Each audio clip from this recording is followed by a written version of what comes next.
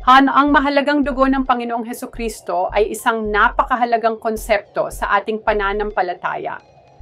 Sa pamamagitan ng kanyang dugo, tayo ay tinanggap at pinatawad sa ating mga kasalanan.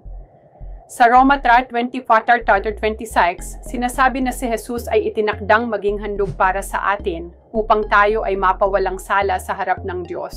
Sa huling hapunan sinabi niya, "Inumin ninyong lahat ito, sapagkat ito ang aking dugo ng bagong tipan na nabubuhos para sa marami sa ikapagpapatawad ng mga kasalanan." Ang kanyang dugo ay simbolo ng bagong pakikipagtipan, isang pagkakataon para sa atin na muling makipag-ugnayan sa Diyos. Sa bawat patak ng kanyang dugo, naririnig natin ang tawag ng pag-ibig at pagpapatawad. Kaya't sa bawat pag-alala natin sa kanyang sakripisyo, naway patuloy tayong lumakad sa liwanag ng kanyang biyaya at pagmamahal,